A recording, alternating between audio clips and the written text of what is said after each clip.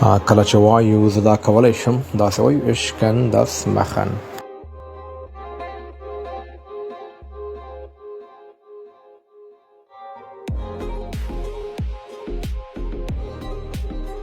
وایو ما ته وګوره داسې وایو sieh mich an.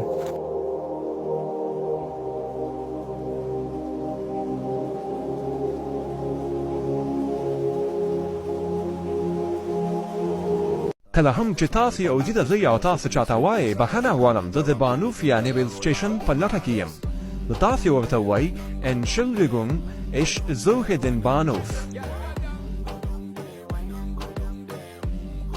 وایو زه په لاره یم داسې وایو ich bin auf dem Weg.